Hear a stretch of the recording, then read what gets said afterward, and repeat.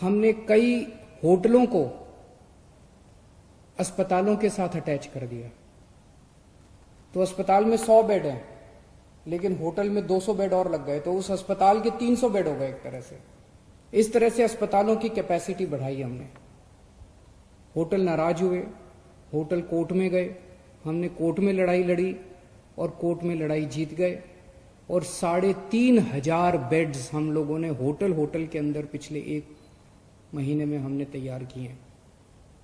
अब राधा स्वामी सत्संग ब्यास में 2,000 बेड्स और तैयार हो चुके हैं।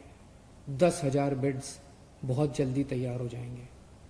बुराड़ी अस्पताल जो अभी कंस्ट्रक्शन चल रहा था, उसको टेम्पोरेरी बेसिस पे 450 बेड्स वहां तैयार कर दिए। तो पिछले 1 हफ्ते में पहला हथियार हमारा ये था, कोरोना के खिलाफ युद्ध में हमारा पहला हथियार था कि बेड्स की संख्या बहुत बड़े स्तर पे बढ़ा दी जाए। जून के पहले हफ्ते में दिल्ली में अस्पतालों में बेड्स नहीं मिल रहे थे। आज कोरोना के जितने बेड्स हैं, 13,500 बेड्स हैं दिल्ली में, जिसमें से 7,500 बेड खाली पड़े हैं। केवल 6,000 बेड्स ऑक्यूपाइड हैं। अभी बेड्स की फिलहाल कमी नहीं है, प्राइवेट में भी और सरकार में भी। लेकिन हमें हाथ पे हाथ रखते नहीं बैठना। अभी आगे का भी हम इंतजाम कर रहे हैं, और भी बेड्स खाली पड़े रहे बेड्स, लेकिन बाई चांस कल को कोरोना बढ़ गया तो उसकी तैयारी करनी है, इसलिए और भी खूब बेड्स का हम इंतजाम कर रहे हैं। दूसरा हथियार हमारा था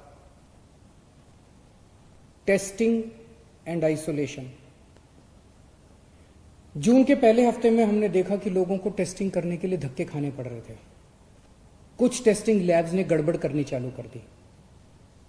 पॉजिटिव को नेगेटिव दिखा देते थे, नेगेटिव को पॉजिटिव दिखा देते थे। उन लैब्स के खिलाफ एक्शन लेना पड़ा और हमने कई सारे कदम उठाए। जून के पहले हफ्ते में जहां डेली 5,000 टेस्ट हो रहे थे, आज दिल्ली में 20,000 टेस्ट डेली हो रहे हैं। देश में लगभग सबसे ज्यादा टेस्ट डेली दिल्ली में हो रहे हैं। 20,000 टेस्ट डेली। अब किसी की शिकायत नहीं आ रही है कि टेस्टिंग में दिक्कत है। टेस्टिंग एंड आइसोलेशन, हम टेस्ट करते हैं, खूब टेस्ट कर रहे हैं, जम के टेस्ट कर रहे हैं, गली गली में टेस्ट कर रहे हैं, और आइडेंटिफाई करते हैं कौन कोरोना का मरीज है और उसको आइसोलेट कर दो, कौन कोरोना का मरीज है उसे आइसोलेट कर दो।